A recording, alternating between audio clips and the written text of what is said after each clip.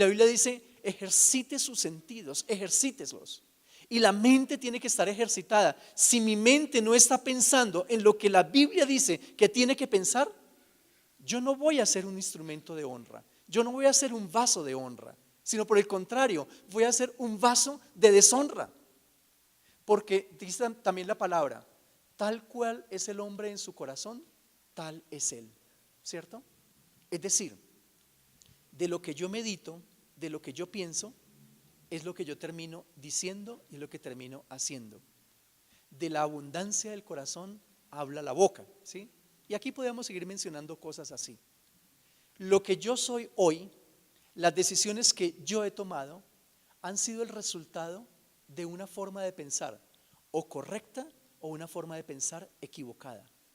Si hoy tú eres un vaso de honra, como lo dice la palabra, útil al Señor para todas aquellas cosas que Dios quiere hacer contigo, es porque has pensado bien. Es porque te has dispuesto a pensar bien de acuerdo a la palabra del Señor. Y eso ha hecho con que hoy tú puedas ser una persona útil en la mano de Dios. Pero mi hermano, si tú te miras en esta mañana, miras tu última semana de vida, miras tu último mes de vida, miras tu último año de vida, y si tú descubres de que Dios no te ha podido utilizar a ti para nada o para muy poco, yo creo que es un momento para preocuparnos, ¿cierto? ¿Quién fue salvo por medio de mi predicación en la última semana? ¿Quién fue salvo por medio de mi predicación en el último mes? ¿Quién fue salvo por medio de mi predicación en el último año? ¿A quién edifiqué yo con mis palabras? ¿A quién aconsejé yo con mis palabras? ¿A quién le ayudé a enderezarse de su camino y volver por el buen camino? ¿En qué cosas Dios me utilizó a mí en la última semana, en el último mes, en el último año? ¿En qué fui usado por Dios? Usted puede decirse muchas mentiras a sí mismo, ¿cierto? No, no es el tiempo de Dios, yo estoy esperando más adelante. Puede decir lo que usted quiera, pero eso solamente es una mentira, un engaño que usted se está aplicando a sí mismo.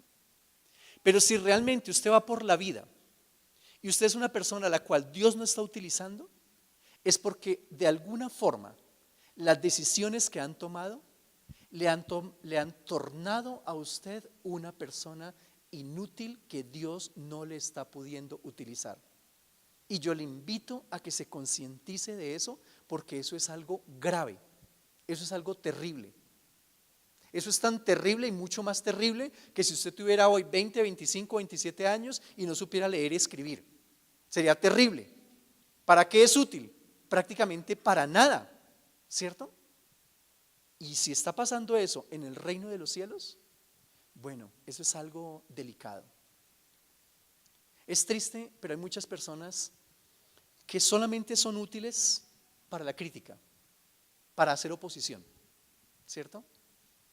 No sé si ustedes recuerdan, yo no quiero hablar mal de nadie, pero un político que tuvimos nosotros en nuestra ciudad, que era excelente en el Senado para levantar debates y hacer críticas y levantarle pleitos a todos los demás que estaban haciendo.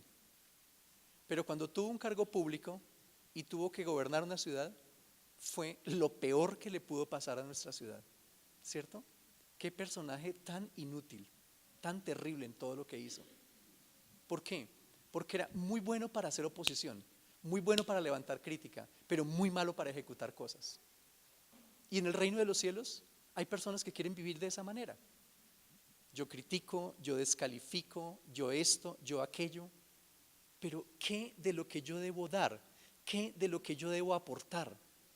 Yo respeto mucho la opinión de una persona que es una persona que está sirviendo, que es una persona que está en comunión con el Señor, que es una persona que está involucrada en el reino de los cielos. Y dice: pastor, hagamos esto para poder mejorar, hagamos aquello para que podamos crecer más como personas, para crecer más como iglesia. Eso es muy respetable. Pero qué triste es escuchar a una persona que es seca, es árida, y lo único que sale de su boca es la crítica, la descalificación frente a aquellos que están intentando hacer algo por el reino. Eso es mortal. Y la invitación es: oye, no seamos uno de ellos, no seamos un sujeto pasivo, O no seamos, por el contrario, un sujeto negativo, sino por el contrario, tornémonos una persona que realmente está haciendo un aporte positivo al reino y que por medio de lo que usted es, por medio de su oración, por medio de sus dones, por medio de sus talentos, usted puede decir, el reino de los cielos está avanzando. En el 2017 nuestra iglesia va a avanzar. ¿Y por qué dices eso? Porque es que yo estoy haciendo mi contribución para que esta iglesia avance, para que llegue lejos. Genial. Si lo quieres hacer, comienza a filtrar tu manera de pensar. Piensa en aquello que nos dice la palabra en Filipenses capítulo 4 versículo 8 y que ya lo dijimos. Pero no solamente se limita al pensamiento, pensemos también en la emoción. Y te puedes devolver un libro, en el libro de Efesios, y puedes mirar conmigo el capítulo 4 y el versículo 31, por favor. Efesios en el capítulo 4 y el versículo 31. Y habla de la emoción. Dice, quítense de vosotros toda amargura, enojo, ira, gritería, maledicencia y toda malicia. Antes, sed benignos unos con otros, misericordiosos, perdonándoos unos a otros, como Dios también os perdonó a vosotros en Cristo. Volvemos al texto de Timoteo. Si alguno se limpia de estas cosas, será instrumento de honra. Si alguno limpia su pensamiento, será instrumento de honra. Pero además de limpiar el pensamiento, hay que limpiar la emoción, ¿cierto? Y mira lo que dice la palabra. Dice, quítese de cada uno de ustedes amargura, enojo, ira, gritería. Cualquier cosa que en mi repertorio emocional es contrario a lo que está en la palabra, la Biblia me dice, elimínelo de su repertorio. Porque si usted no lo elimina de su repertorio, usted no va a ser un vaso de honra. Usted va a ser un vaso para usos viles, ¿cierto que sí? Y lógicamente todos nosotros queremos ser un vaso de honra, útiles, preparados para que Dios nos pueda utilizar en todo lo que Él quiera hacer. Pero Él dice, si usted lo quiere hacer, es su responsabilidad apartarse de ese tipo de cosas: amargura, enojo, ira, gritería, maledicencia. Y con esto que dice la palabra, y en general con todos los mandamientos de la palabra, el mandamiento está dado para que yo lo aplique y para que yo lo viva, independiente de las circunstancias que rodean mi vida. Te coloco un ejemplo. Dice la palabra del Señor, honra a padre y madre porque es el primer mandamiento con promesa, ¿cierto? Pero ¿por acaso dice la Biblia a qué tipo de padre o a qué tipo de madre hay que honrar? ¿Cierto que no? Pobre o rico, buena gente o mala gente. La Biblia dice, hónrelo, honre a padre y madre. Ah, no, es que mi papá tiene suficiente plata y él no necesita que yo lo honre. Sí, o sea, que le dé apoyo económico. Falso. Si su papá es un millonario, genial. Pero por lo menos cada mes usted debe llevarle una lonjita de queso, algo para honrarlo, porque es su papá. Hónrelo. Ah, no, es que yo con ese señor no hablo porque ese señor fue un pésimo padre. Por eso yo no le hablo, yo no me comunico con él. Falso. Si fue la persona que le dio la vida, usted tiene que tener un nivel de comunicación sano con esa persona. ¿Sí? Lo coloco como ejemplo para decir, el mandamiento está dado para que yo lo obedezca, y para que yo lo obedezca no dependiendo de las circunstancias que sean, de que las circunstancias sean favorables o desfavorables. No, el mandamiento es de por sí y hay que hacerlo. ¿Sí? Ah, no, yo no voy a pagar el impuesto predial este año porque ese alcalde no tapó los huecos de mi calle, entonces yo no lo pago. ¿Sí? ¿Usted lo puede hacer? No, ahí está la ley y tocó pagar. A las buenas o a las malas tocó pagar. Esa es la ley humana, así también opera la ley divina. Aplicado a lo que estamos viendo en la parte de las emociones, cuando dice la palabra de Dios que no debe existir en mí ningún tipo de emoción negativa, ningún tipo de emoción que contamine, eso no tiene nada que ver con las personas que están a mi lado, ¿cierto? Eso no tiene nada que ver con mis circunstancias. No, pues yo tengo una excelente esposa, un excelente esposo, entonces para mí esto es fácil de hacer. Genial. Pero esto hay que hacerlo si usted tiene un pésimo esposo y una pésima esposa, o un pésimo jefe o un muy buen jefe. Independiente de la persona que está a su lado, independiente de sus circunstancias, es su responsabilidad y es mi responsabilidad que se quite de mí la amargura, el enojo, la ira, la gritería, y por el contrario, yo sea una persona vestida de benignidad, vestida de misericordia, ¿cierto? Nosotros lo que hacemos, por el contrario, es siempre justificar nuestros actos. Y yo les he colocado esos ejemplitos acá, un poco extremos, pero cuando hay un esposo patán que llega y levanta la mano y ¡pum!, le pega a una esposa una cachetada, o una señora que también en un momento de ira levanta palabras soeces o hasta agrede a su esposo, después dice: perdóname, es que no supe lo que hacía, ¿cierto? Perdóname, es que en ese momento no fui yo mismo, ¿cierto? Es una forma, cuando uno dice eso, es una forma de eludir mi responsabilidad. Cuando yo digo perdóname, es que no fui yo mismo, ¿estoy asumiendo alguna responsabilidad? Ninguna. Como no fui yo mismo, fue el demonio que estaba dentro de mí, entonces la culpa es del diablo, ¿cierto que sí? Y yo sigo siendo exactamente igual. Esas son mentiras que nos decimos a nosotros mismos, una vez más, para no asumir compromisos con nosotros mismos. Yo tengo la responsabilidad de ser una persona gozosa, de tener paz, de tener benignidad, independiente de las circunstancias que rodean mi vida, ¿sí? Yo no tengo el derecho de presentarme delante de mi familia, no tengo el derecho de presentarme delante de mi iglesia, que es el grupo de trabajo que yo tengo, con una cara de amargura, de tristeza, de ira, porque es que me pasó tal cosa, ¿sí? Y nosotros creemos que podemos justificar lo que somos por las cosas que nos pasaron, lo cual es una falsedad, lo cual es un absoluto error y no funciona de esa manera. La Biblia dice: límpiese de esas cosas, por favor, límpiese. ¿Para qué? Para que pueda ser un instrumento de honra. No hay instrumentos de honra cargados de un pensamiento crítico, cargados de un pensamiento contaminado, sucio, enfermo.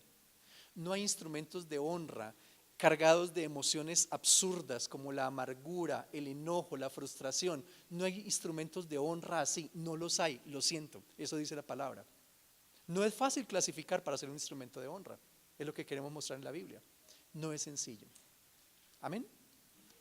El texto que quiero mencionar para ustedes, afortunadamente no lo sé de memoria, dice: en lo que requiere diligencia, no perezosos, fervientes en espíritu, sirviendo al Señor, ¿cierto? En lo que requiere diligencia, no perezosos. Una vez más, si alguno se limpia de estas cosas, será instrumento de honra, útil al Señor, ¿cierto? Ser una persona útil es un privilegio muy grande en esta tierra y es un privilegio aún más grande en el reino de los cielos. Miremoslo en el contexto de esta tierra. ¿A usted no le gustaría que, por ejemplo, usted saque su hoja de vida al mercado y 10 de las empresas más grandes de Colombia se lo peleen a usted para llevárselo? ¿Cierto que sí? No, él lo está llamando, no sé, el Grupo Santo Domingo, lo está llamando, no sé, el Citibank, el Grupo Bancolombia, y le están diciendo: no, por favor, doctor, no, por favor, ingeniero, trabaje conmigo. ¿Cuánto quiere? ¿Qué le ofrezco? ¿Cómo se sentiría usted? ¿Y qué tan fácil es que esto pase? ¿Cierto que no es nada sencillo? Es muy difícil ser una persona considerada útil. Es muy difícil. Yo hablaba con Mayerly, que quiere estudiar psicología, y yo le decía: Mayerly, yo no sé cuántos psicólogos habrán en Colombia, 800,000, yo no sé cuántos habrán, pero buenos hay poquitos. Hay que buscar calificar para ser un buen psicólogo, para ser tomado en cuenta. Y eso aplica para todas las áreas de nuestra vida. Llegar a ser útil en lo que sea, así sea el trabajo más sencillo, pintar una pared, pero que usted sea conocido por ser una persona que pinta excelentemente las paredes. Es algo que es bastante complejo, no es sencillo de alcanzar, pero es importante en esta tierra, porque si usted es útil, el mercado le va a pagar muy bien, porque usted es una persona útil. Y en el reino de los cielos, es aún más importante, ¿cierto?